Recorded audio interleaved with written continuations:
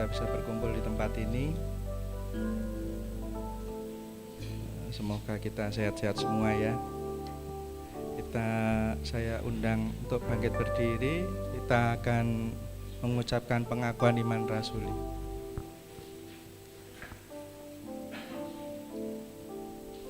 Dua, tiga.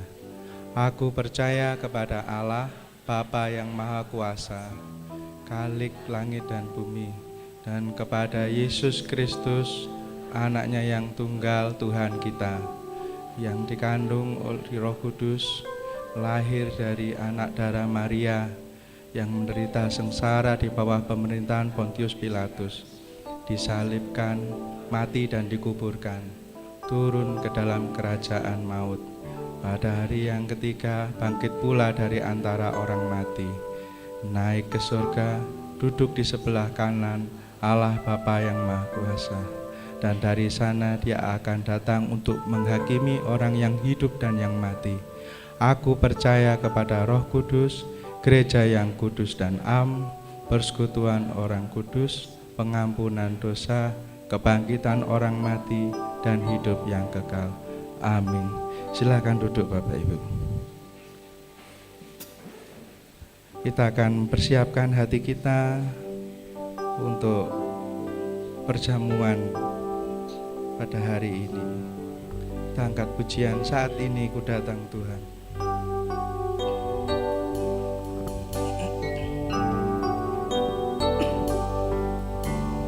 Saat ini ku datang Tuhan, ke perjamuan kudus-Mu. Aku mau merenungkan keagungan kasih-Mu. Dolorosa jalan sengsara, Kau pikul berat beban-Mu. Di atas bukit Kau disalibkan, menggantikan tempatku.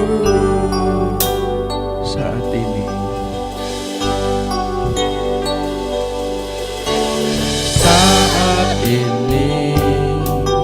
ku datang Tuhan, ya Tuhan kami datang dalam hadirat-Mu kudus-Mu. Aku mau melakukan keagungan kasih-Mu. Dolorosa jalan sengsara, Kau pikul berat beban-Mu. Di atas bukit Kau disalibkan, menggantikan tempatku.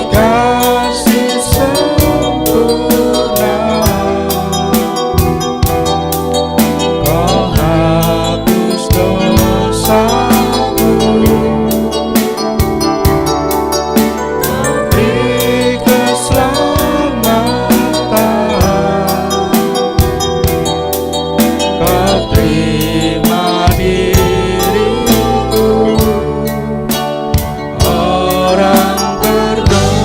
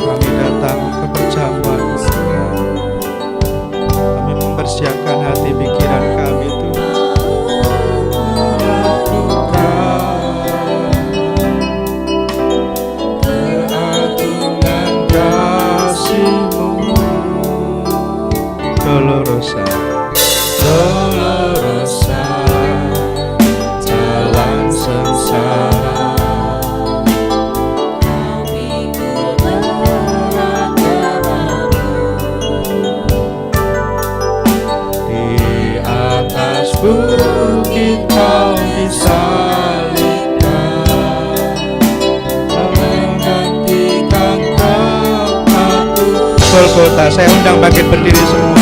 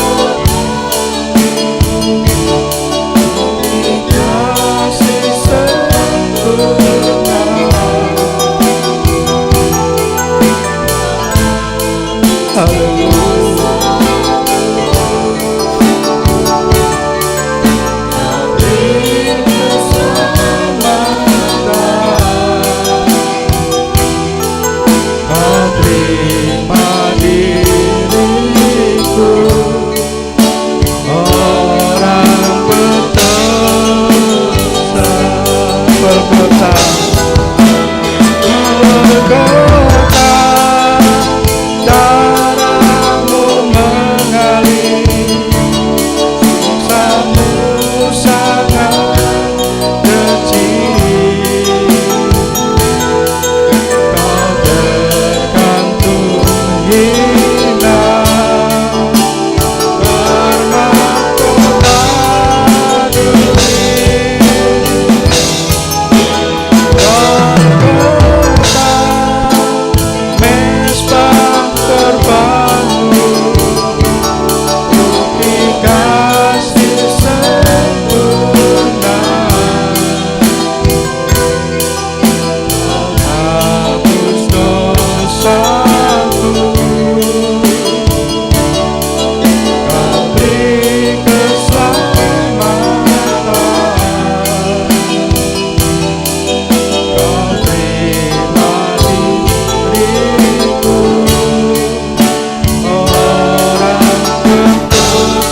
bermahkota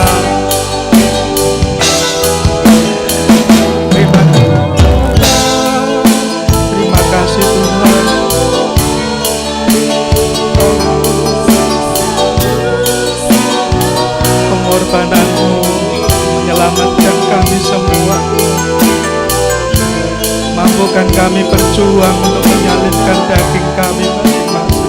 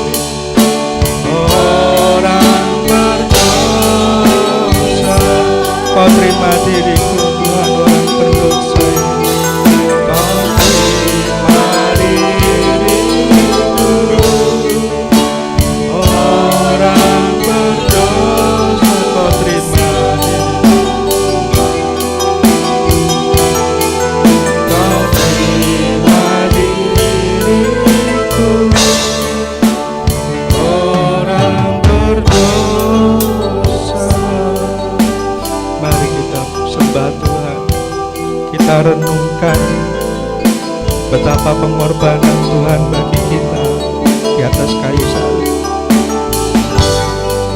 untuk menebus semua dosa kesalahan kita masing-masing.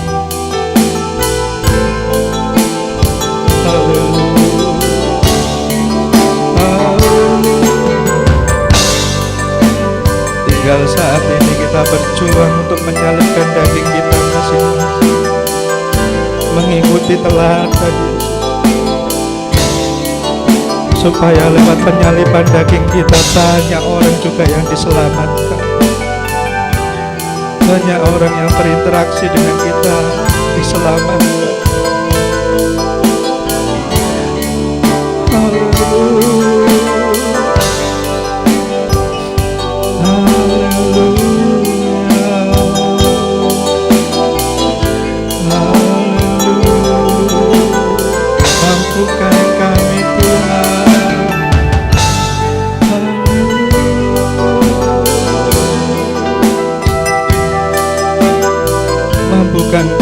memikul salib-Mu Tuhan.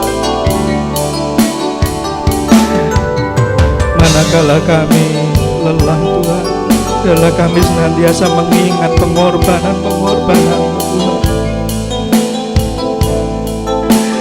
Haleluya, haleluya. Terima kasih buat pengorbanan-Mu Tuhan. Terima kasih Tuhan. Haleluya, haleluya.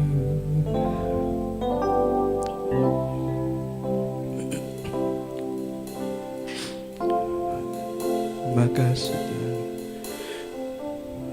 Ku ingat pengorbanan-Mu,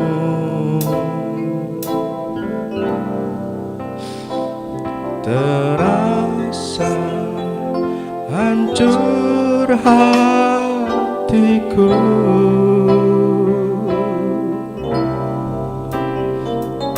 Aku mengerti Kau lakukan ini karena Kau cinta padaku. Ya Tuhan, Kau pikul semua salahku. Ya di kayu salib yang kecil, supaya aku menjadi milik-Mu. Kau selamatkan. Ku ingat pengorbanan-Mu. Ketika kita lelah, ingatlah pengorbanan Tuhan. Ingat pengorbanan. Kalau Engkau rela disalib Tuhan, kami pun rela menyalibkan daging kami. Kami rela menyalibkan ego kami Tuhan. Haleluya.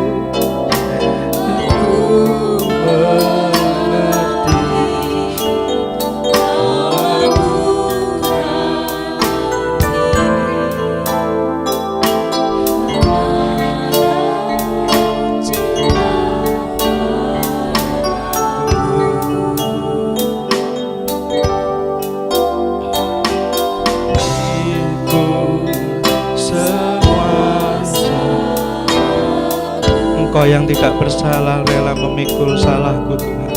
Kami pun mau memikul salah orang lain Tuhan. Terima kasih Tuhan.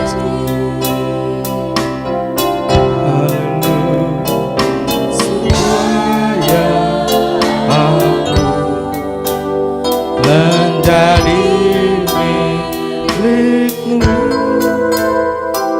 Kau selamatkan hidupku. Tak ada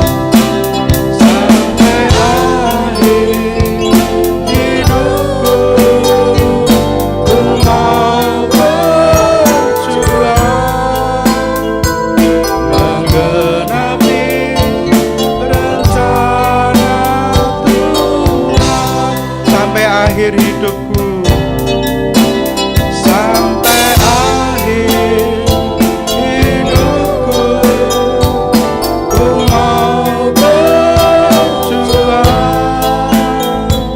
menggenapi rencana Tuhan. Bapa yang di surga, kami mengucap syukur pagi hari ini kami bisa berkumpul di tempat ini Tuhan, untuk memperingati lewat perjamuan kudus-Mu Tuhan. Kami serahkan ibadah ini dari awal, pertengahan hingga akhir ke dalam tangan-Mu Tuhan. Sembunyikan kami di balik salib-Mu Tuhan. Jauhkan kami dari mencuri kemuliaan-Mu Bapa. Terima kasih Tuhan, urapi pembicaramu yang akan menyampaikan firman-Mu nanti Tuhan. Kami alaskan semuanya di dalam nama Tuhan Yesus kami berdoa dan mengucap syukur. Haleluya. Amin. Silakan duduk Bapak Ibu. Apa kabar Bapak Ibu? Bisa dilewati ya. Puji Tuhan. Kita angkat pujian walau daging dan hatiku habis lenyap.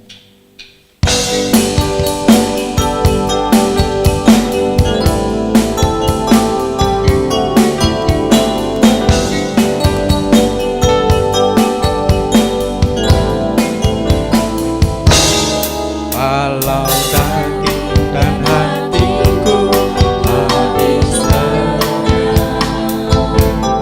gunung batu kekuatanku Tuhan tetap. Apapun yang terjadi di dalam hidup ini, hanya Tuhan bagianku abadi. Walau daging dan hatiku habis lenyap, walau daging dan hatiku habis lenyap, gunung batu kekuatanku Tuhan tetap. Apapun yang terjadi di dalam hidup ini, hanya Tuhan bagianku abadi. Hatiku selalu bersuka, selalu bersuka di dalam Tuhan, selalu bersuka dalam segala perkara, dimanapun juga di dalam Tuhan tetap bersuka. Kayaknya enak berdiri ya, daripada duduk. Lagunya santai, kita duduk nanti liar-liar. Selamat datang Pak Hendri ya. Selamat datang. Saya undang bangkit berdiri aja ya, biar enggak liar-liar nanti.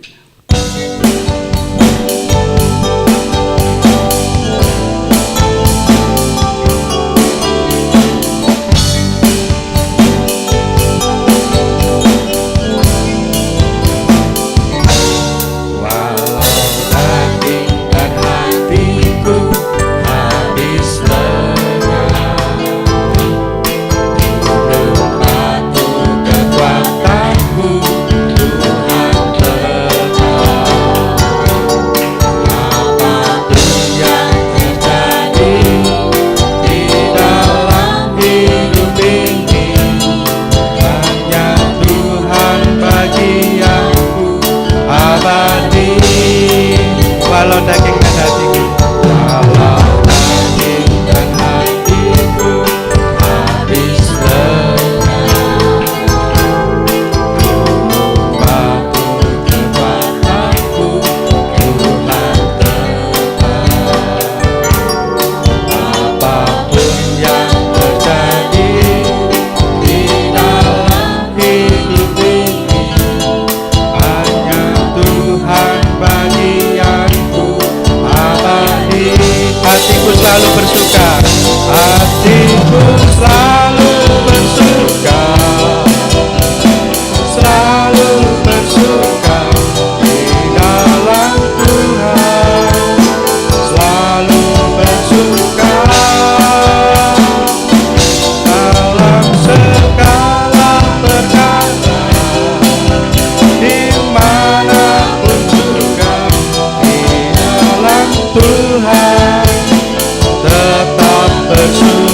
hatiku selalu bersuka. Hatiku selalu bersuka, selalu bersuka di dalam Tuhan, tetap bersuka dalam segala perkara, dimanapun juga di dalam Tuhan, tetap bersuka.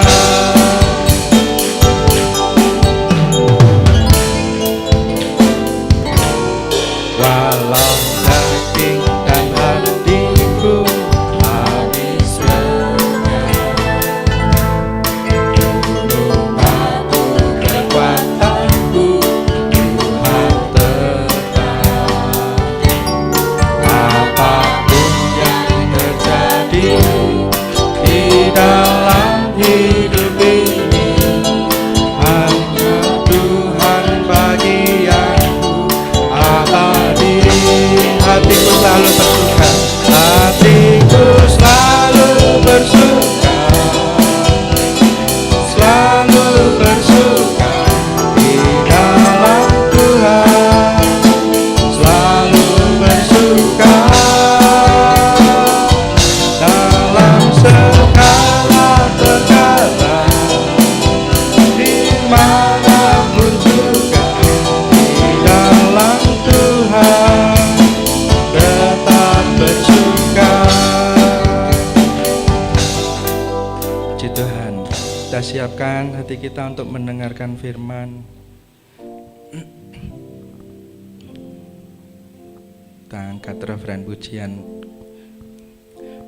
Dunia bukan rumahku, hanya sementara, tempatku tetap di sana, di rumah Bapa. Langit dan bumi yang baru, negeri yang ku tuju, nanti perjalanan kembara hidupku. Dunia bukan rumahku. Saya persilakan hambanya.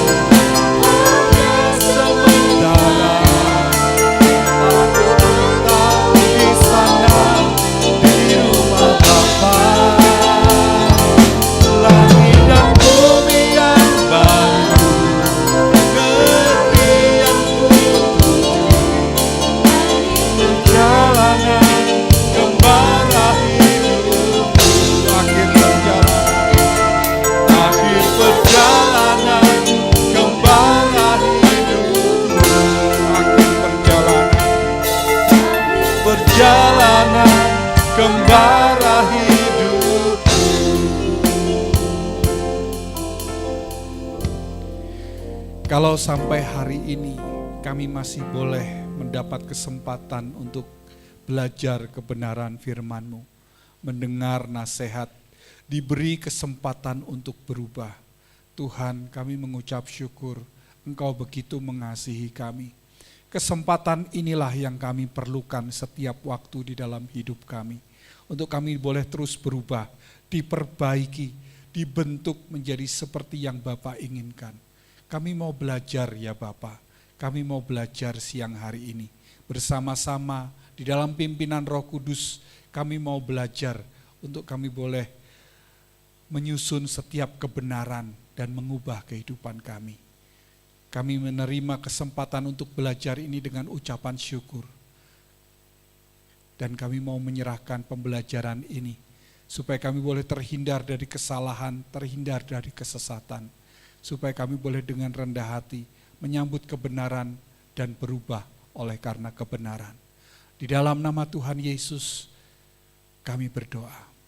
Amin. Silakan duduk Bapak Ibu sekalian. Puji Tuhan. Bapak Ibu, saya yakin di sini orang Kristen. Nah, pertanyaan ini sebenarnya sama ketika saya kemarin datang ke sini kan. Anda orang Kristen? Atau hanya ngakunya Kristen? Ya, kita ini selalu harus mempertanyakan. Jangan merasa sudah nyaman ditanya, Anda Kristen? Kristen. Gitu. Buktinya apa? Ya ke gereja. Ini KTP saya Kristen.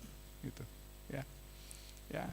Jadi jutaan orang, mungkin bermiliar orang di bumi ini mengidentifikasikan dirinya sebagai orang Kristen. Tetapi ini bukan untuk menghakimi, tetapi untuk merefleksi, untuk kita melihat cermin. Ya. Apakah kehidupan kita yang mengaku Kristen, ya, apakah sudah benar-benar menunjukkan, membuktikan pemahaman dan komitmen terhadap kebenaran? Apakah ketika kita mengaku sebagai orang Kristen, hidup kita ini sudah menerjemahkan apa yang kita pahami dan apa yang sudah kita janjikan kepada Tuhan? Aku mau hidup seperti yang Dia inginkan. Ya. Hidup banyak orang Kristen, lebih banyak orang Kristen sangat sedikit atau sangat minim dengan pemahaman, sangat minim dengan komitmen. Sudah tidak punya pemahaman, tidak punya komitmen. Waduh. Injil itu menuntut sesuatu yang radikal. Injil itu bukan seperti Anda bikin salah ngomong kemudian bisa diselesaikan dengan materai 10.000. Damai, enggak begitu Bapak Ibu. Ya. Injil itu tervalidasi dengan darah Tuhan Yesus di atas kayu salib. Ya, jadi ini bukan isu yang baru. Makanya Tuhan Yesus ngomong banyak yang dipanggil, sedikit yang dipilih. Masuk melalui pintu yang sempit, pintu yang sesak. Tidak ada jalan yang nyaman. Ya. Jadi ini bukan isu yang baru, sejak zaman dulu, sejak zaman Tuhan Yesus datang pun. Ya, waktu itu belum ada Kristen kan. Ya. Ini ketegangan yang sama yang dihadapi oleh Tuhan Yesus dan para rasul yang bersama-sama dengan Dia. Kesungguhan para rasul itu diuji. Bayangkan, ya, para rasul itu kan enggak cuma 12 ya. Ada dikatakan ada 70 rasul. Lalu juga dikatakan ketika Tuhan Yesus berkata sesuatu yang keras, sejak saat itu mereka pergi meninggalkan Yesus. Lalu sisa yang 12, ya. Lalu Tuhan Yesus ngomong gini, kamu jangan pergi deh, jangan pergi. Syaratnya diperlunak.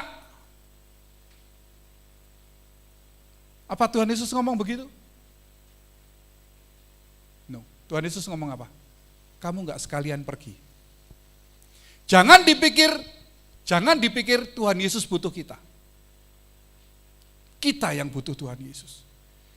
Bukan dia yang ngikutin kita, tapi kita yang ngikutin dia. Ya. Seringkali, maaf, jadi orang Kristen, kalau lemah, tidak menunjukkan Anda paham kekristenan. Kalau orang Kristen kemudian begitu rapuh, begitu gampang tergoda, punya kesulitan dikit terus boleh pakai jalan tikus, pakai cara-cara sendiri. Misalkan kurang duit korupsi. Itu contoh yang paling gampang. Kalau seperti itu, serapuh itu, pasti Anda tidak kenal siapa Yesus. Anda tidak kenal siapa Yesus. Ya. Hari ini kemarin saya ditanya, temanya apa gitu. Saya tuh kalau ditanya tema tuh gelagapan, jujur. Ya, jadi saya kasih aja tema ngakunya Kristen gitu ya.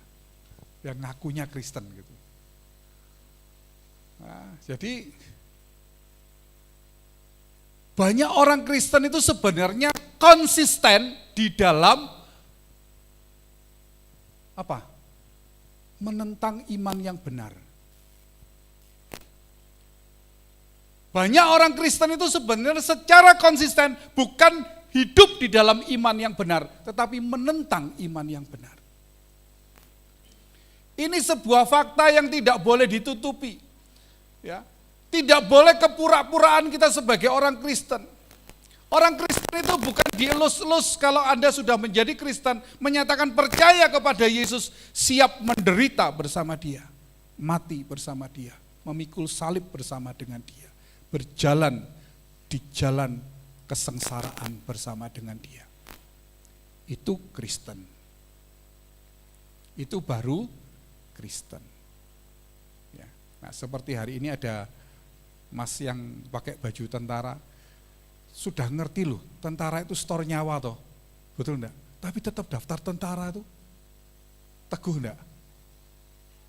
Orang Kristen seharusnya belajar dari keteguhan ini. Ya. Nyawa diberikan itu sudah harga mati. Orang Kristen itu begitu Bapak Ibu harusnya. Ya. Jangan kita tidak, ya kalau ngomong gampang gitu. Saya tidak perlu harus membeberkan bagaimana pengorbanan ketika setelah saya bertobat. Sebelum saya bertobat saya tidak usah ngomong tentang hidup saya Bapak Ibu. Tetapi setelah bertobat, setelah Tuhan Yesus, setelah saya menyadari Dia memberi kesempatan untuk saya.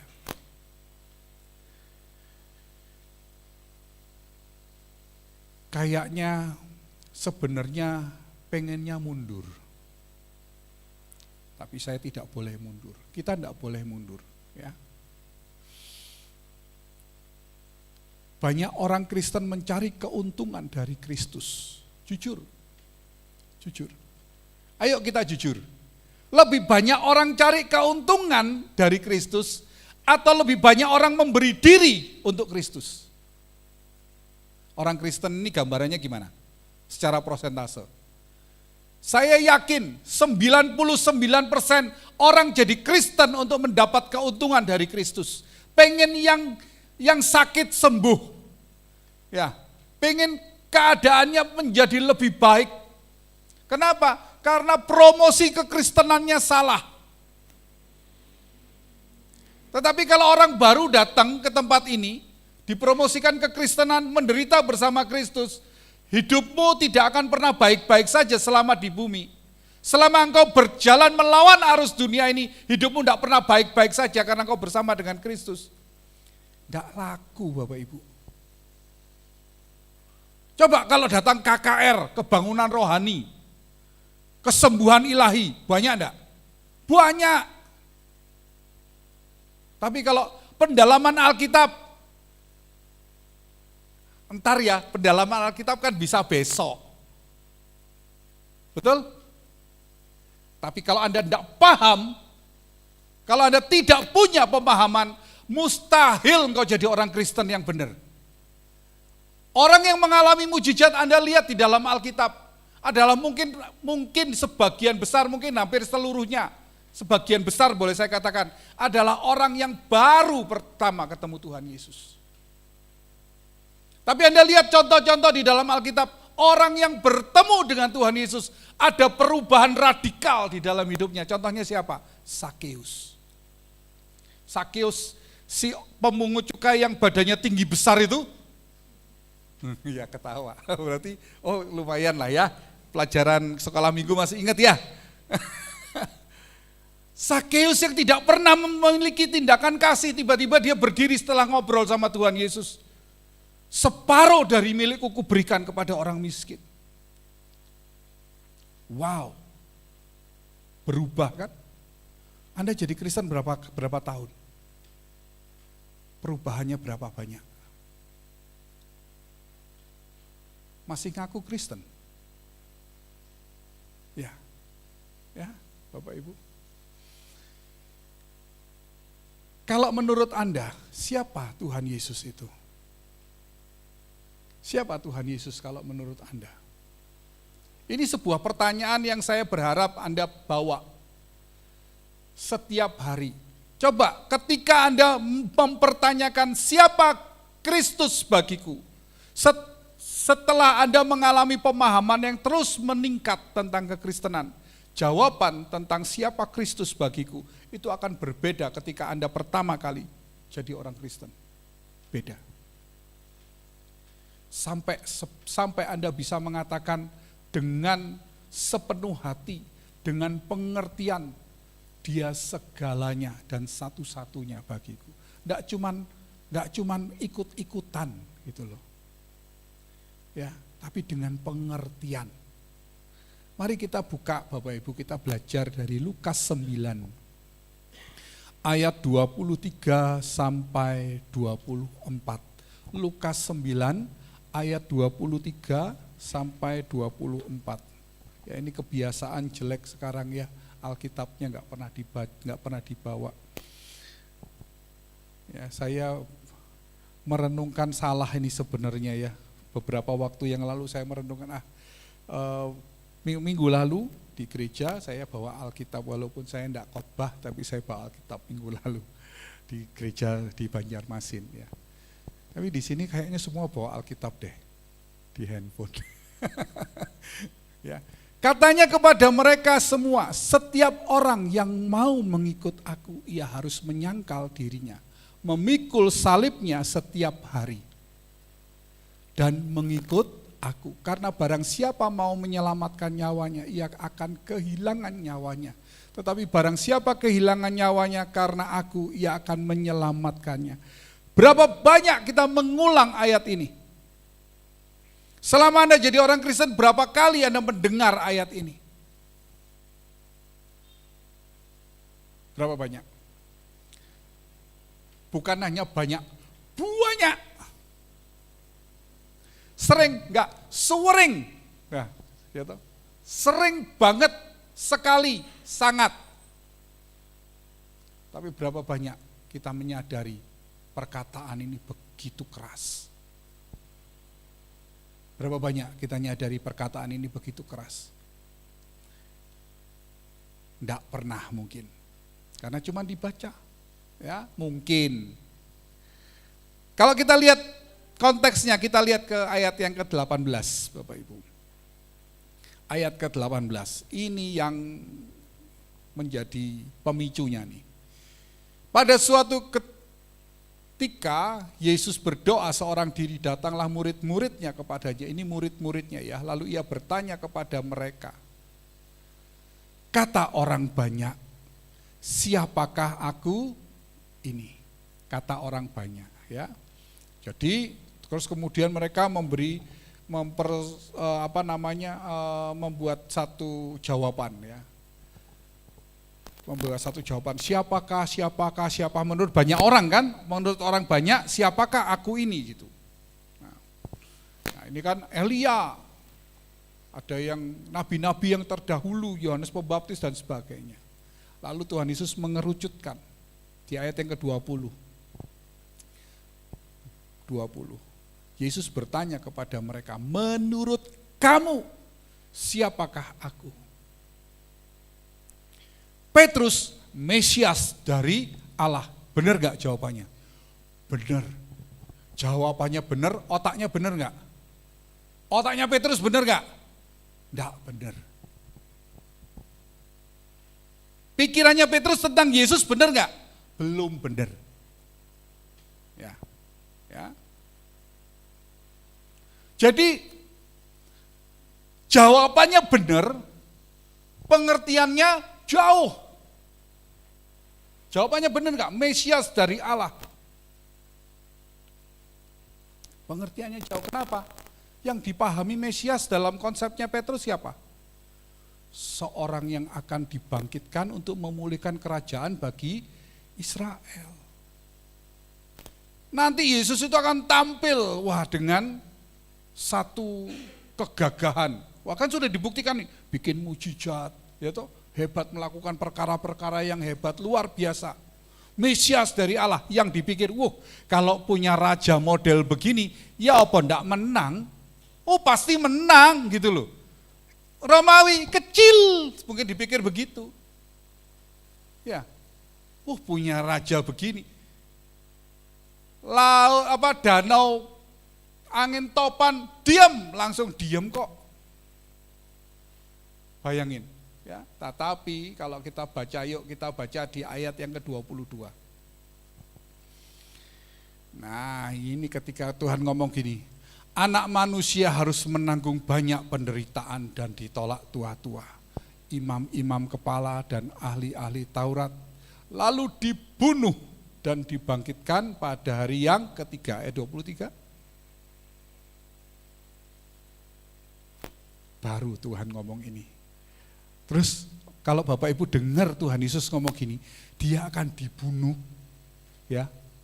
dibunuh, lalu kemudian setiap orang yang mengikut aku, mengikut orang yang mau dibunuh itu logikanya di mana coba?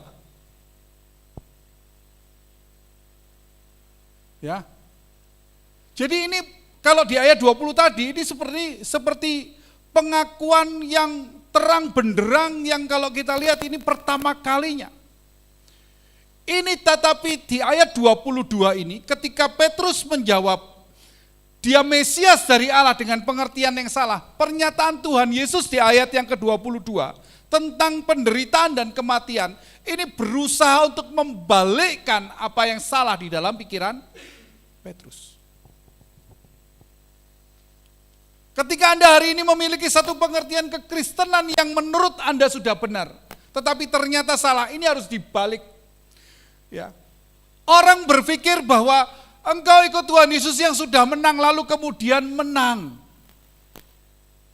Tapi Tuhan sendiri kalau di Wahyu berkata begini, barang siapa menang. Berarti Anda dan saya ini harus menang.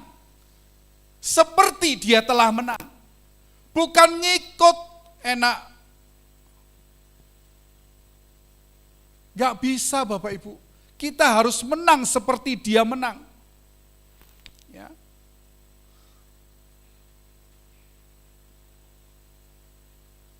Petrus sampai di begini loh. Ketika mencegah Tuhan Yesus masuk Yerusalem, Tuhan Yesus ngomong apa sama Petrus? Kalau Bapak Ibu lihat di paralelnya di Matius 19, ya di Matius 19, Tuhan Yesus ngomong, anyah iblis, engkau batu sandungan bagiku. Dengar Tuhan Yesus mau mati, mau masuk Yerusalem, nanti ditangkap, dicegah, sekali-sekali jangan, nanti mati. Bayangannya Petrus, lah kalau mati terus siapa yang jadi Mesiasnya? Masih kacau kan? Cara berpikir Petrus ini dibawa sampai akhirnya dia bisa menyangkal Tuhan Yesus 3 kali. Kenapa? Karena pikirannya bingung, Mesias dari Allah kok mati, Mesias dari Allah kok ditangkap. Dari mana ceritanya? Ya. Perhatikan baik-baik ayat yang ke-23, balik lagi ayat 23. Di sana dikatakan ada satu kalimat yang tadi ayat 23. Sorry, yang pertama Lukas 9 ayat 23.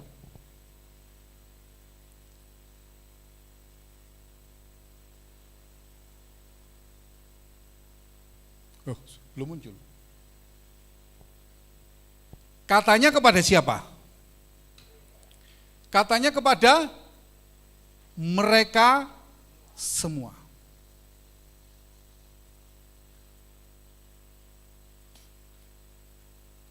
Artinya ini Tuhan berbicara kepada banyak orang. Ya.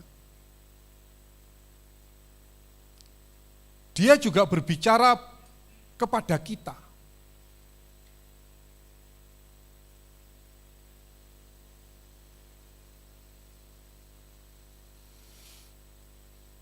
Yang mau mengikut aku, ini adalah, yang mau mengikut aku ini ada di dalam kata mereka semua. Artinya berbicara kepada semua yang mau mengikut dia. Kalau berkata kepada Anda semua, tapi Anda tidak berminat untuk mengikuti dia, ya enggak usah dengerin.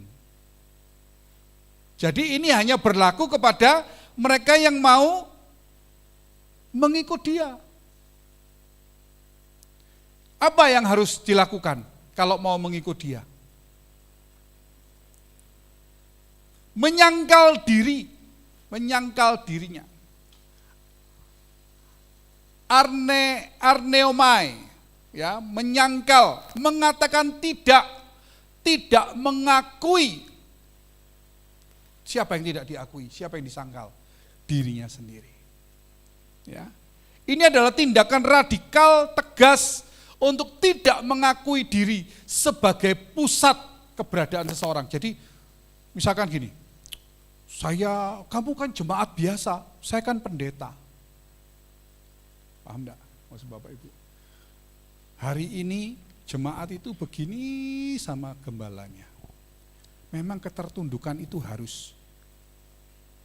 Ya Bapak Ibu. Tetapi Anda harus lebih tunduk kepada Tuhan. Kalau seorang pemimpin tidak membawa Anda kepada Tuhan Yesus, Anda pilih siapa?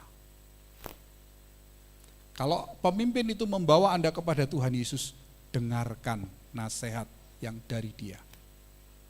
Kalau enggak, karena banyak sekali. Kalau saya boleh ngomong, pendeta ini sangat bisa tergoda untuk apa? Untuk memanipulasi mimbar. Saya bisa mengatakan, Bapak Ibu sekalian, saya pelayanan membutuhkan banyak sekali biaya. Apa tujuannya? Saya menceritakan gini, Bapak Ibu saya nih, wah kalau kerja saya susah setengah mati, sakit pinggang. Dan masih banyak kekurangan. Tujuannya apa? Belas kasihan. Rendah sekali ya. Rendah sekali ya kalau begitu. Benar enggak? Tapi selama ini karena jemaatnya baik-baik, kasihan. Tetapi apa yang ada di dalam hati, makanya seperti saya katakan tadi, berapa banyak orang yang mengikuti Yesus karena mau memanfaatkan dia. Berapa banyak pendeta yang jadi pendeta untuk memanfaatkan Tuhan. Saya tidak perlu menutup-nutupi karena inilah fakta. Ini fakta. Ini sebuah fakta. Ya. Apakah benar dipakai untuk pelayanan? Kalau dipakai untuk pelayanan semua, Anda harus mendukung pekerjaan Tuhan. Kalau enggak, gimana? Ya. Mungkin tidak hanya dalam bentuk seperti memanfaatkan hal-hal yang seperti itu. Ya. Tetapi ada ambisinya, ada kehendaknya, ada merasa haknya, ada merasa aku harus menjual kepintaranku, kehebatanku dalam berteologi. Ya. Jadi ini sebuah pemenuhan diri atau orang yang istilahnya ya, orang yang mencari identitasnya dan ini menyusup di dalam gereja sebagai sebuah dikatakan diakui sebagai kebenaran tetapi berpusat kepada dirinya. Kebenaran itu harus berpusat kepada Kristus, bukan kepada diri kita. Ya. Kalau kita mengatakan menyangkal diri, berarti secara sadar menyingkirkan si aku ini dari tahta kehidupan dan kemudian menobatkan Kristus di tahta itu. Tahta itu harus tidak ada aku, tetapi Kristus yang harus ada di tahta itu. Kristus segalanya. Enggak dianggap enggak apa-apa. Ya. Ada toh? Saya mendengar ini saya karena tidak menyebut merek, saya juga tidak berusaha menghakimi, tetapi ada. Oh, kalau mengundang Bapak, ini kata asistennya, harus menyediakan kamar hotel bintang 5. Pesawatnya harus kelas bisnis. Oke, nanti dijemput, ada protokoler. Bingung saya, hamba model apa ya? Hamba model apa seperti itu? Miris, kasihan sebenarnya. Karena seharusnya ketika kita menyangkal aku adalah menyingkirkan si aku. Ya. Kemudian dikatakan ia harus memikul salibnya setiap hari. Ya, mengangkat, memikul salib. Ini bukan perhiasan Anda pakai kalung salib. Anda harus memikul salib. Anda tidak menjadikan salib itu sebagai simbol. Karena memang pada waktu itu salib adalah alat penyiksaan Romawi, rasa sakit yang luar biasa, penghinaan orang-orang banyak, kematian secara terkutuk. Ya, memikul salib berarti secara sukarela. Kita berjalan bersama sang terpidana yang mati di kayu salib. Sang terpidana yang dieksekusi itu. Ya. Kita diidentifikasikan sebagai orang yang melawan dunia ini. Ya, itu memikul salib. Kemudian ditambahkan setiap hari. Jadi memikul salibnya jangan cuma hari Minggu. Wah, ngantuk, harusnya enak tidur ke gereja. Oh, pikul salib ke gereja. Oh ya? Pikul salibnya setiap hari Pak, Bu, Dek, Mas, Mbak. Setiap hari. Jangan ditinggal salibnya.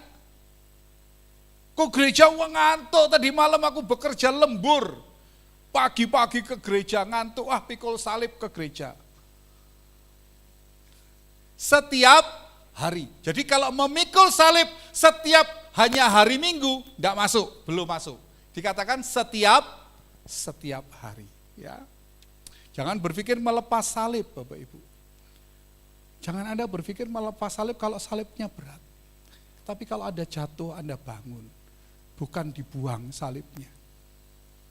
Ya, bukan dibuang salibnya. Tapi kalau Anda jatuh bersama dengan salib itu, Anda bangun. Tuhan Yesus juga jatuh. Ya. Tapi dia bangkit. Ikuti Kristus yang tangguh itu. Ikuti Kristus yang tegar itu, yang kuat. Ya. Jadi kalau kita mengikuti dia, menyertai dia, berada di jalan yang sama dengan Kristus. Ya. Seperti seorang murid mengikuti sang Tuhan. Ini menyiratkan kesetiaan total berjalan di jalan yang sama dengan Kristus. Anda maunya jalan di jalan beda.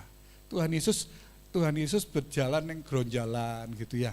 Anda enak mau lewat sana aja, lewat jalan tol, muter gitu. Tapi Tuhan Yesus lewat jalan gronjalan gitu, enggak enak.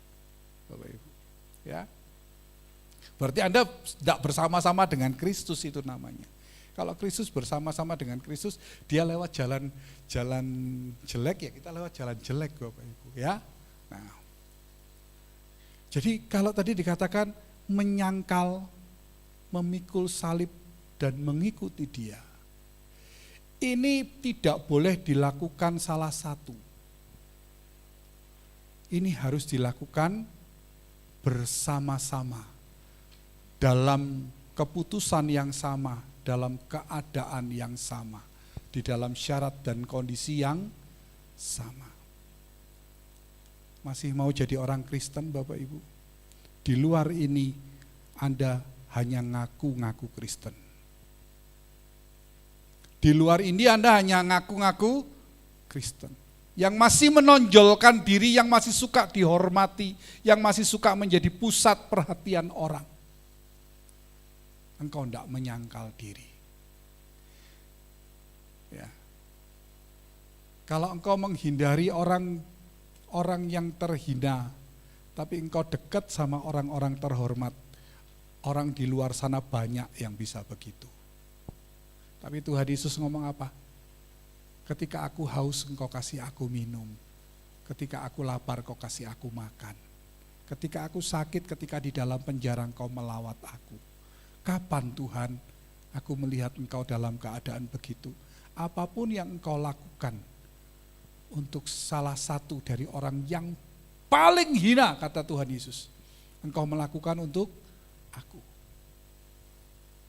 Memang kita berbelas kasih lihat komando Tuhan, jangan sembarangan, ya. Jangan orang sedikit-sedikit menjual belas kasihan, jadi kita jadi ngajarin orang jadi tambah males. Tidak begitu juga, ya. Tetapi ingat, ini adalah bukan tindakan terpisah. Ini adalah satu kesatuan utuh. Menyangkal diri adalah sikap dari dalam diri kita untuk melepaskan kendali atas diri kita. Ya. Memikul salib itu adalah ekspresi dari sebuah penyangkalan. Berat enggak? Hidup ini berat enggak sih? Hidup ini berat enggak? Saya, Bapak Ibu, saya ingin memberi satu ini ya. Saya punya seorang jemaat di Banjarmasin. Ini cerita, ini kan di YouTube juga, mungkin beliau bisa juga lihat. Tetapi saya yakin beliau juga tidak mau dicerita-ceritakan, saya tidak sebut nama. Beliau menghadapi satu sakit sudah 2 tahun lebih, namanya trigeminal. Tahu nggak trigeminal Bapak Ibu? Trigeminal apa? Neuralgia. Ada syaraf kelima di wajah ini yang rasanya itu seperti disilet-silet mukanya. Cuci muka saja sakit, nggak bisa makan. Dari banyak dokter sampai giginya dicopotin, ini karena giginya lah, ini karena ini. Ternyata trigeminal. Kalau Bapak Ibu nanti lihat trigeminal, nah, jadi sakitnya itu luar biasa sekali. Kalau sudah sakit itu nggak bisa ngomong. Bahkan kalau saya lihat di YouTube itu ya, dokter-dokter yang membahas itu, ini seperti sakitnya ini seperti membuat orang itu pengen mati bunuh diri. Sampai dijetus-jetusin, ada gambarannya dijetus-jetusin ke kepala saking sakitnya. Bayangkan, itu sakitnya luar biasa. Satu ketika dibawa berobat ke Balikpapan. Jadi radiofrekuensi ablasi untuk mematikan syaraf. Ketika dilakukan tindakan itu, saya kan pada waktu dilakukan tindakan itu, saya nganter anaknya yang nungguin, tapi kan di ruang operasi, saya ngurusin ada satu orang di Balikpapan yang juga saya bawa ke rumah sakit yang lain karena harus ada perawatan luka. Nah, ternyata setelah saya balik, dokter itu cerita, ketika masuk jebles jarumnya di ruang operasi itu dia muntah-muntah luar biasa, tidak tahan, ada alergi atau apa enggak saya enggak tahu. Intinya tindakan itu gagal, dengan biaya yang sekian banyak tindakan itu gagal. Sebelumnya saya ngomong gini, wah ini sakitnya bisa sampai bikin orang mau bunuh diri. Tahu enggak jawaban yang membuat saya waktu itu bergetar? Tahu enggak jawabannya apa Bapak Ibu? Tapi saya punya Tuhan Yesus Pak. Saya tidak. Intinya yang dia minta bukan sebuah kesembuhan, tetapi kekuatan. Wah dahsyat loh Bapak Ibu. Saya merinding nih, jujur saya cerita saya merinding. Saya ngikutin perkembangan ibu ini. Dia dikasih obat, terus alergi obat, namanya apa? Stephen Johnson. Bertubi-tubi luar biasa. Tapi orang ini memang luar biasa tahan banting.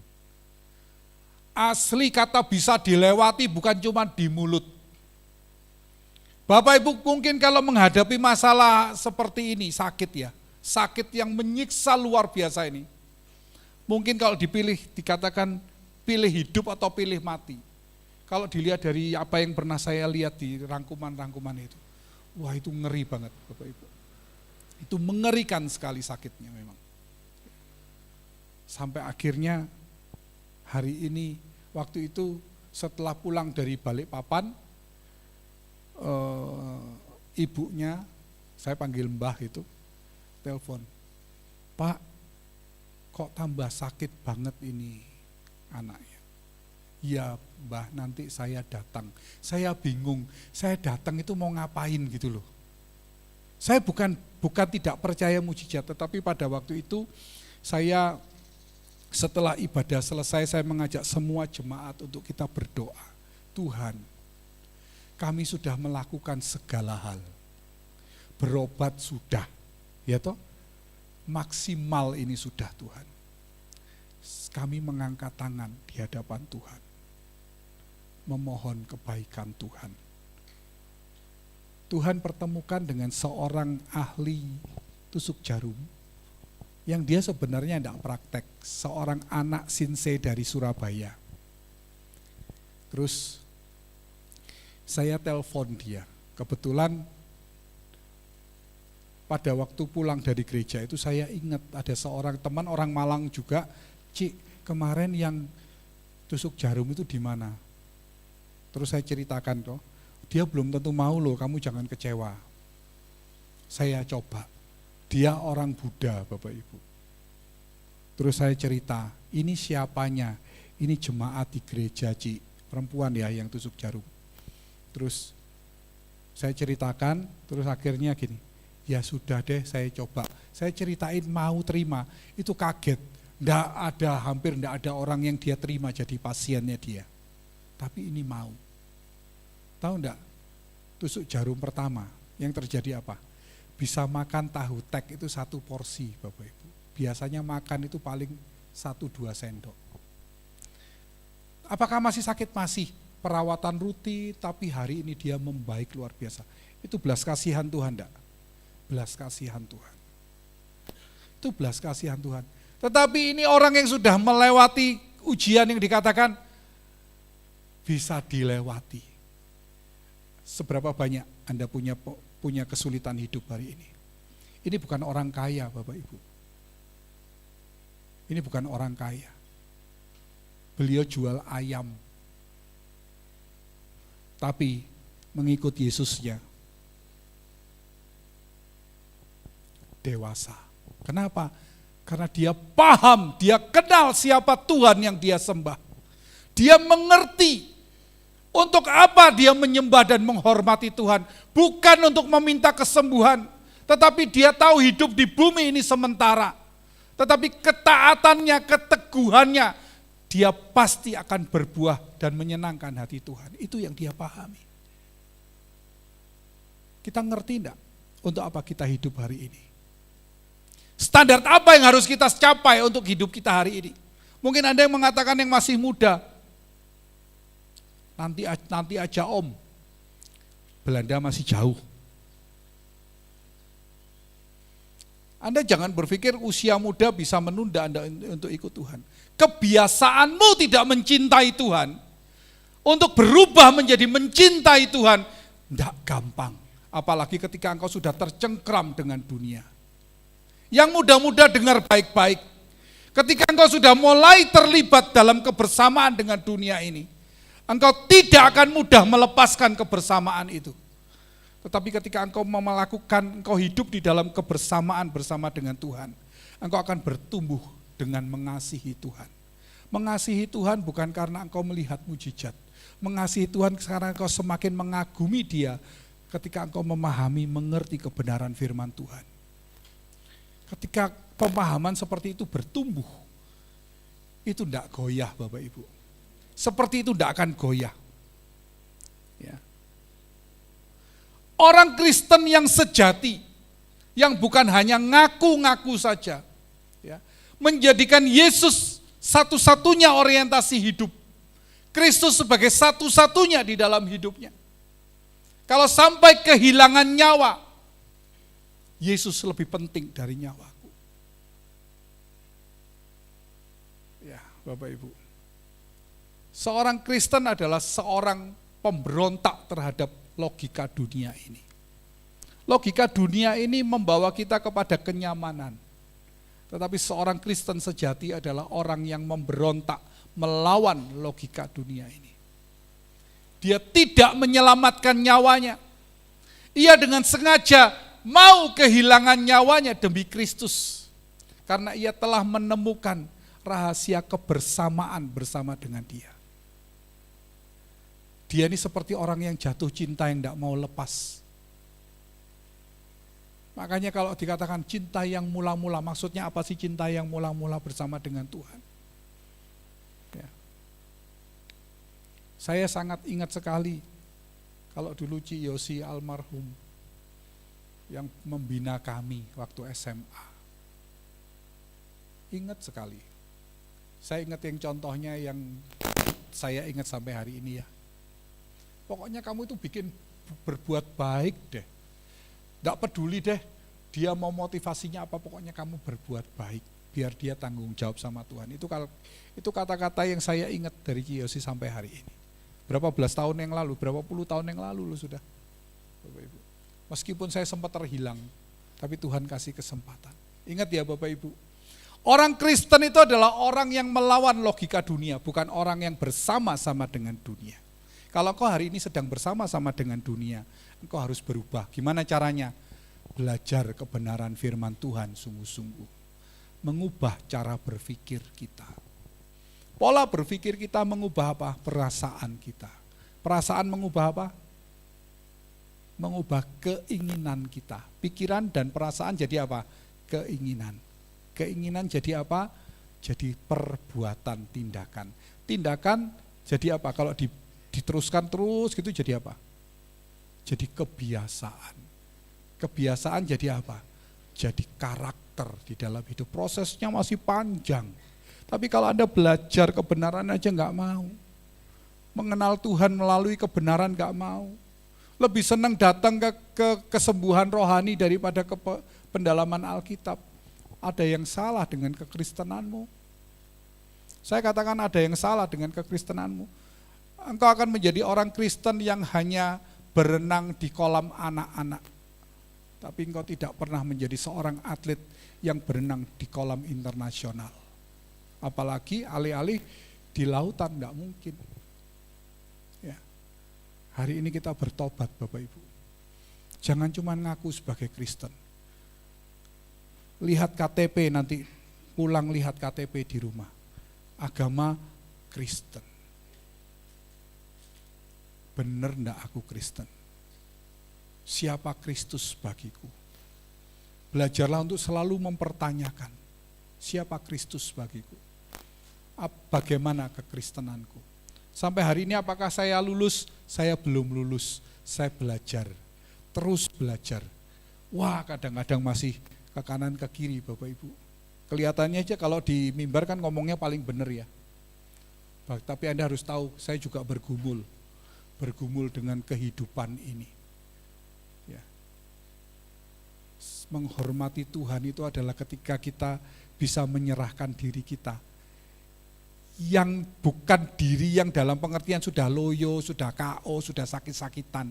Orang biasa sudah sakit-sakitan, sudah KO, sudah nggak bisa apa-apa, baru kuserahkan hidupku padamu. Buat apa? Yang masih muda gagah, ya kan? Yang masih bisa lari sanggup 20 kilo nggak berhenti, 30 kilo nggak berhenti. Itu loh ngomong, aku serahkan hidupku bagimu Tuhan. Menderita bagi dia sejak muda. Menderita secara apa? Kalau teman-temannya ngumpul-ngumpul senang-senang, aku enggak. Aku memilih menjaga kekudusanku. Harusnya begitu kan? Itu menyiksa loh, itu menderita loh. Tetapi itu yang harus kita lakukan. Jangan menjalin kebersamaan dengan dunia, dengan cara apapun, dalam modus apapun. Yang muda-muda dengerin. Kenapa nak? Kamu harus dengar. Karena perjalananmu masih panjang. papa mamamu nggak akan menyertai terus. Tetapi kalau kebenaran dan takut akan Tuhan ada di dalam hidupmu, seumur hidupmu engkau dikasihi oleh Tuhan. Dan engkau di dalam penjagaannya, pemeliharaannya yang sempurna. Tuhan Yesus memberkati. Mari kita berdoa. Bapa di dalam surga, kami bersyukur, kami sungguh berterima kasih. Kebenaran hari ini harusnya membuka kami, membuka mata kami, bahwa kami harus terus berubah. Terima kasih untuk kebenaran yang kami boleh dengar siang hari ini. Kami mengucap syukur ya Bapa, di dalam nama Tuhan Yesus. Amin.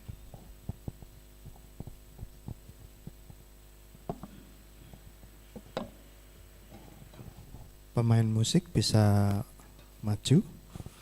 Mari kita mempersiapkan untuk perjamuan suci. Biarlah kita serius memperkarakan setiap tindakan kita. Kita mau kehilangan nyawa kita ya untuk Tuhan. Nyawamu harus habis untuk kepentingan Tuhan. Hobimu, semua tindakan kita harus kita habiskan untuk kepentingan Tuhan. Mari kita naikkan Tarik Aku.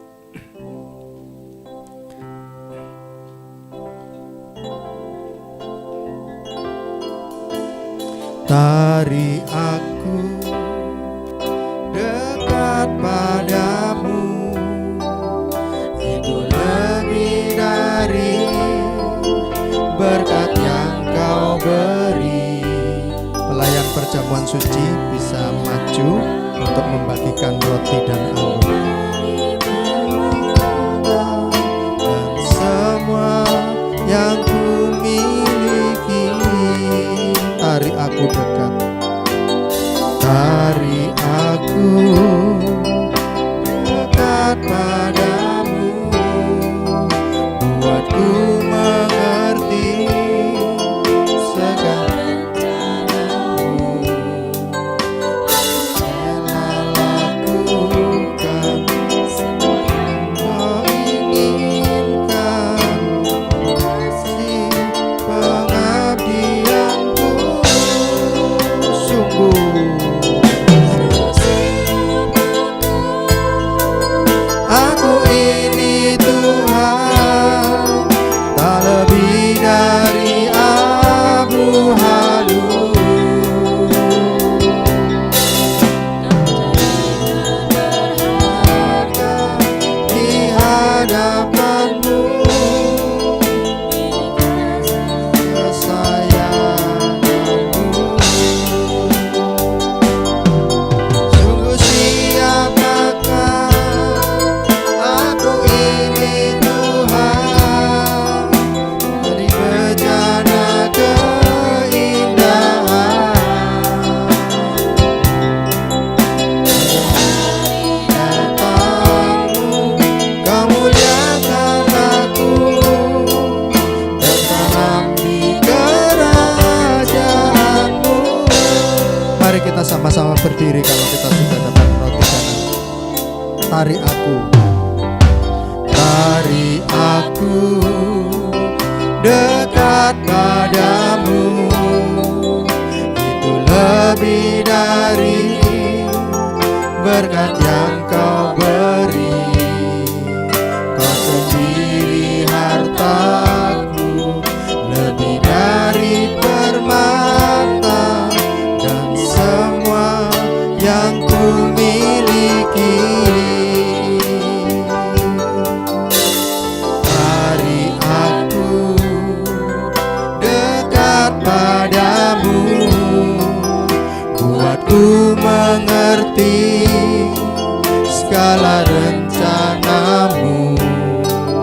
Aku rela lakukan semua yang kau inginkan, bukti kasih pengabdianku sungguh. Sungguh siapakah aku ini Tuhan,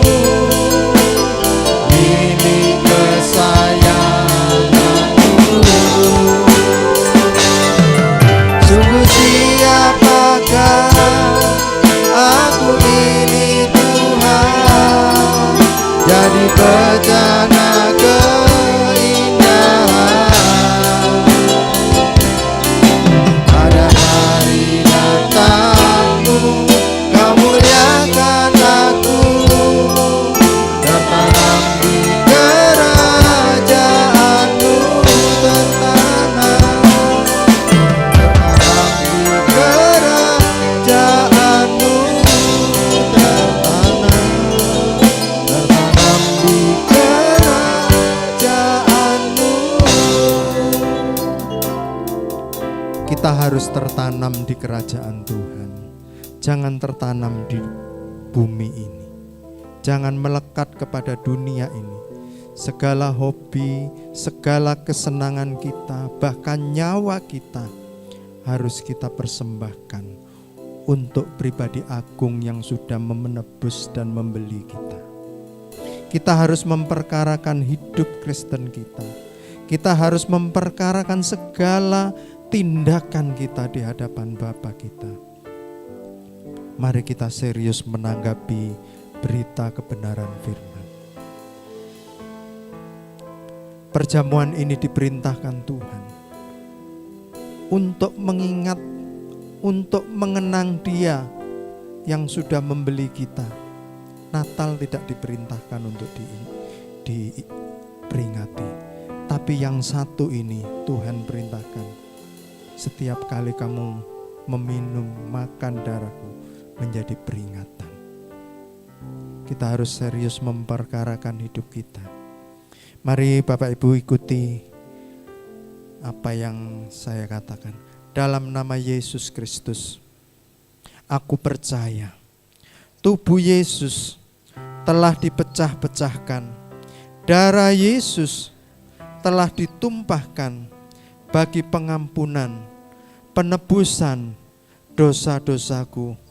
Oleh korban Yesus, aku dibebaskan dari kutuk maut, kutuk dosa, segala kutuk, dan api neraka. Oleh korban Yesus, aku memperoleh pengampunan dosa, keselamatan, hidup kekal, pemulihan, kesembuhan, kemenangan, kelimpahan berkat di dalam Tuhan. Oleh korban Yesus, aku percaya dan menerima. Aku menjadi milik Tuhan untuk mengabdi, melayani bagi Tuhan selama-lamanya. Jadi ingat Bapak Ibu, engkau mengabdi hanya kepada Tuhan saja. Jangan mengabdi kepada dunia. Mari kita mempersiapkan dengan tangan kanan kita, angkat hosti.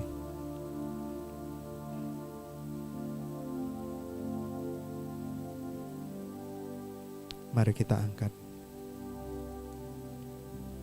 Sebab apa yang telah kuteruskan, aku terima dari Tuhan, yaitu bahwa Tuhan Yesus pada malam waktu Ia diserahkan, mengambil roti, dan sesudah itu Ia mengucap syukur atasnya.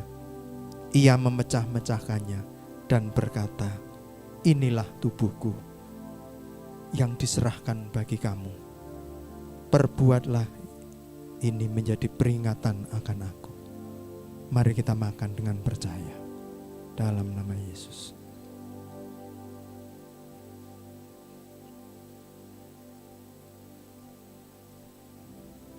Kita angkat cawan.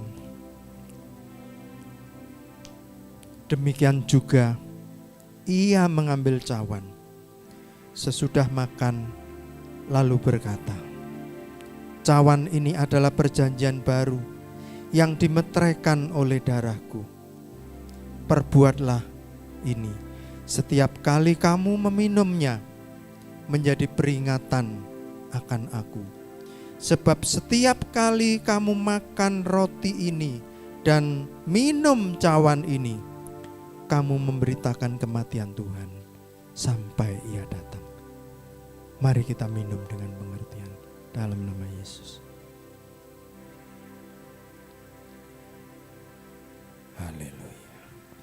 Mari kita naikkan lagu yang tadi. Tarik aku.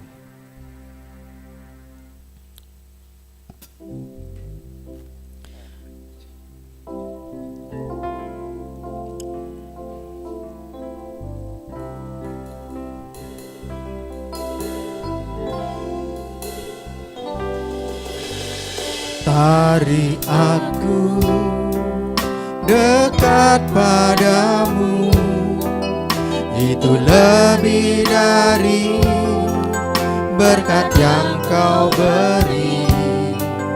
Kau sendiri hartaku, lebih dari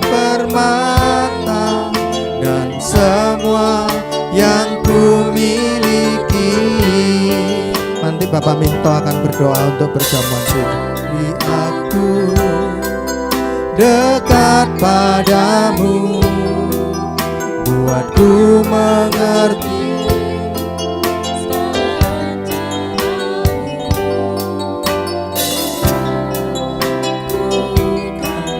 semua yang kau inginkan, bukti kasih pengabdianku.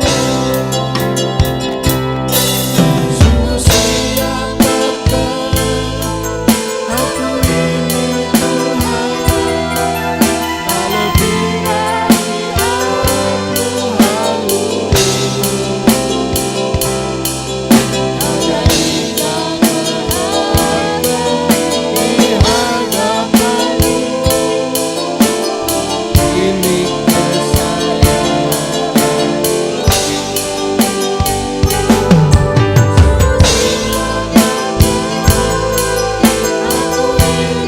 Tuhan, jadi percayamu di bawah.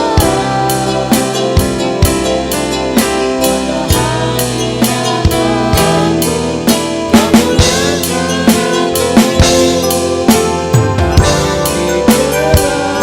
nyatakan di kerajaanmu. Pada hari datang, kamu akan aku bertanam di kerajaanmu.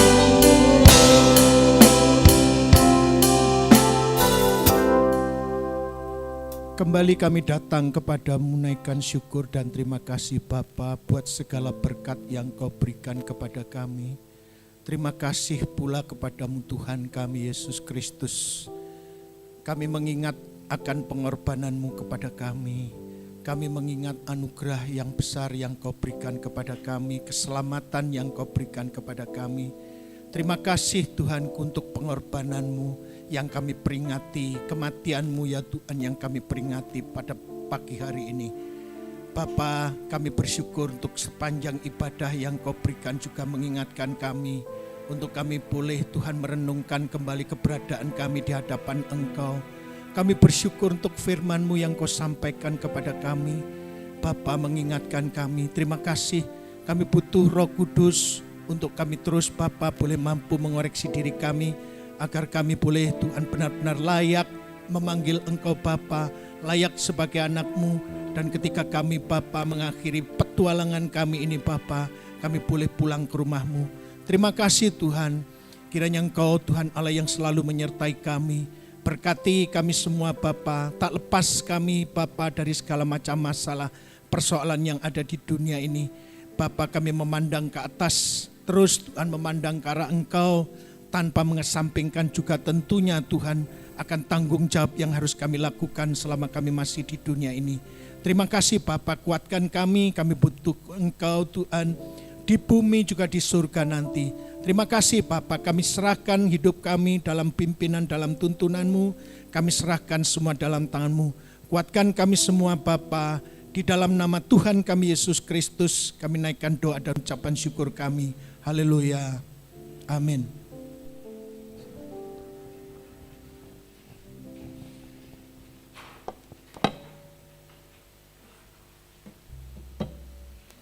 Bapak Ibu, kita akan menyimak untuk warta gereja. Kita akan ada acara pendalaman Alkitab. Jadi nanti ada sesi tanya jawab juga. Jadi Bapak Ibu yang mempunyai waktu, saya mengundang untuk bisa gabung ya. Tetap mulainya jam 6 sore, jadi tanggal 6 ya, hari Rabu. Nanti kurang lebih sampai jam 9 mungkin Pak ya nanti ya, sama tanya jawabnya. Kalau mungkin Bapak Hendri mau ditodong sampai jam 10 ya enggak apa-apa nanti. Tapi kalau yang mungkin nanti berhalangan mau ikut dari Zoom juga bisa, nanti untuk linknya kita bagikan di grup jemaat.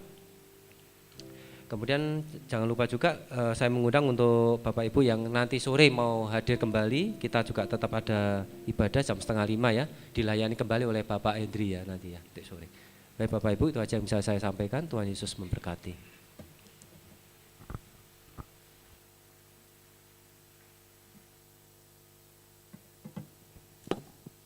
Ada tambahan sedikit Bapak Ibu. minta maaf minggu lalu khotbah pagi dan sore tidak bisa terekam mungkin ya, ada masalah teknis. Biar nanti dibenahi terus ya, supaya bisa rekaman itu bisa ditampilkan di YouTube. Jadi kita sudah masuk di YouTube. Nanti Bapak Ibu subscribe ya. Jadi kayak khotbah pagi ini mudah-mudahan tidak ada kendala. Di YouTube sudah ada GSKI Metanoia Malang ya. Jangan lupa di subscribe. Nah, kemudian ada lagi nih pembagi apa? Ada seorang ibu, dia tidak hadir di sini tapi memberikan telurnya untuk lansia dan orang-orang yang beruntung ya. Orang-orang yang beruntung nanti akan dibagikan. Jadi orang-orang yang beruntung ya Bapak Ibu, tidak semua. Kalau lansia pasti dapat. Jadi syaratnya harus tua dulu ya. Kudu tuwek dhisik pasti dapat. Kalau yang enggak itu yang beruntung. Nah, terima kasih Ibu yang sudah membantu. Kalau telurnya ini produknya Ibu Dokter Wulan ya. Prebiotik. Jadi ini telurnya telur mentah ya Bapak Ibu, jangan langsung dimakan nanti ya.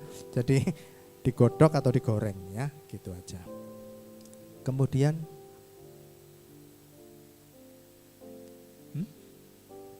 oh ya, 17 Agustus nanti ibadahnya 1 kali ya, sore aja. Karena banyak yang upacara. Tanggal 17 Agustus kan pas hari Minggu. Itu banyak yang upacara, yang sekolah-sekolah wajib upacara. Apalagi yang Pak Tentara ini wajib mestinya ya. Yang sekolah wajib, yang pegawai negeri juga wajib, seperti dokter-dokter itu wajib itu, pasti tidak ada itu. Itu sore aja. Jadi cuman sekali ya, jangan lupa 17 Agustus sekali saja.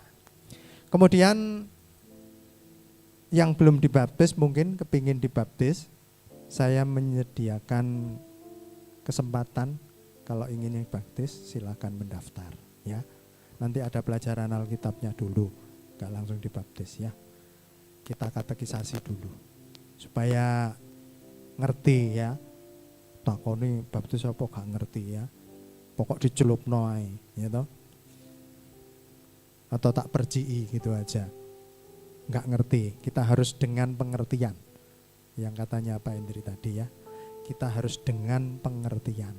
Jangan sampai melakukan sesuatu ikut-ikutan, anut grubyuk gitu ya. Kita mau dengan pengertian. Terima kasih juga kepada Pak Hendri yang sudah melayani pagi hari ini.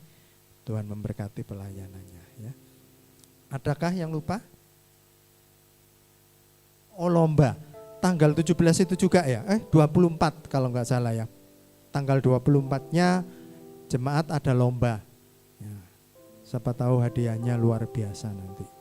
Ikut memeriahkan kemerdekaan Republik Indonesia. Saya kira itu saja yang bisa saya sampaikan. Mari kita sama-sama berdiri. Kau pilih jadi anakmu.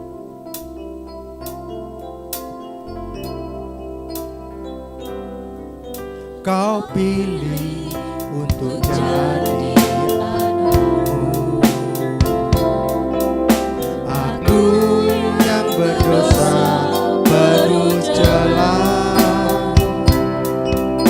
hanya oleh anugerah kemurahan-Mu Kau jadikan ahli waris-Mu, kehendak-Mu aku jadi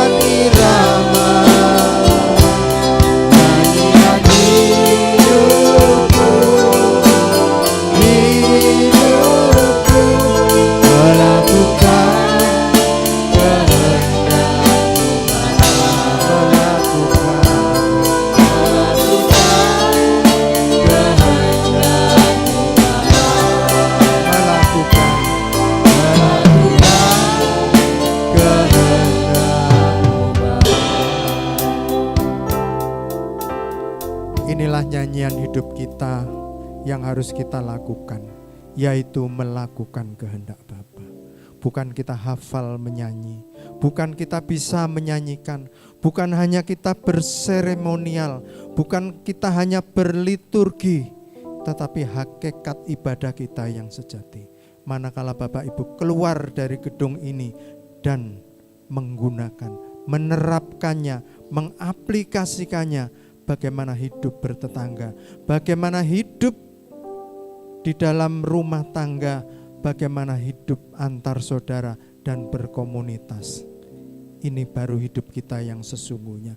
Ini baru ibadah kita yang sebenarnya, yaitu kita melaksanakan tindakan kita, karakter kita yang sudah diubahkan oleh kebenaran firman Tuhan.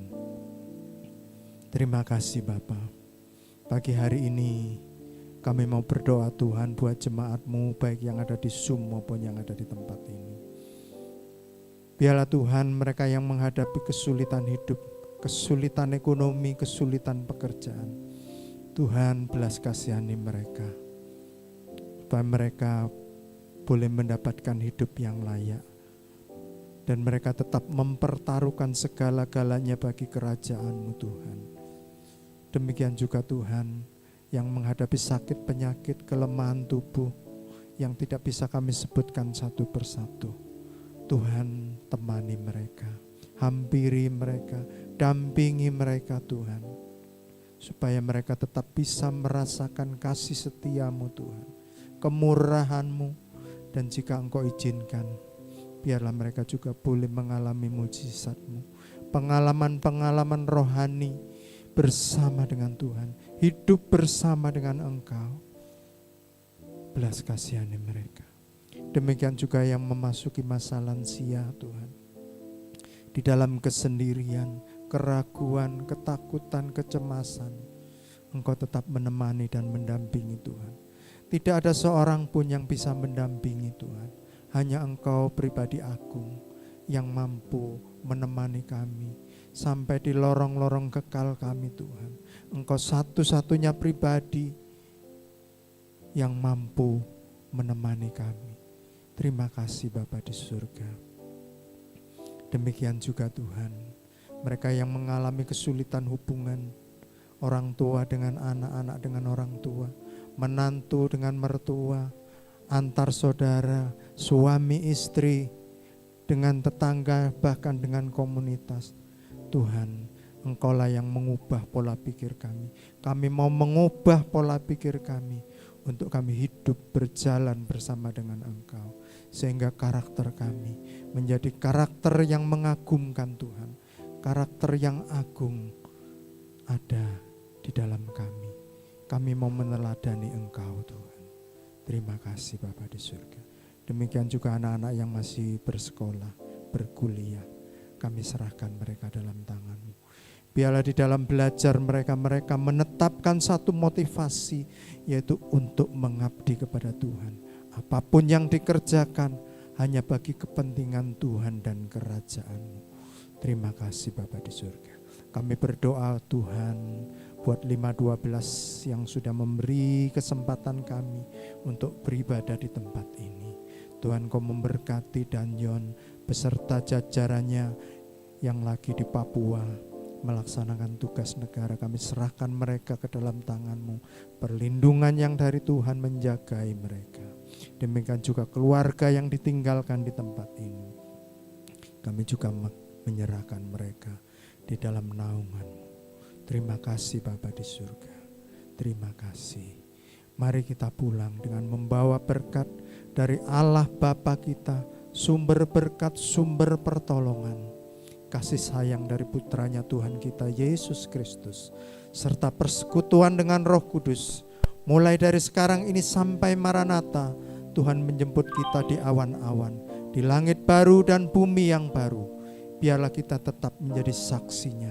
Kita menjadi terang dunia, kita menjadi garam dunia, dimanapun kita pergi dan berada. Dan kita bisa dinikmati oleh orang-orang yang ada di sekitar kita. Di dalam nama Tuhan Yesus Kristus. Haleluya. Amin. Selamat hari Minggu, Tuhan memberkati. Jangan pulang dulu, ada berkat jasmani yang bisa Bapak Ibu nikmati.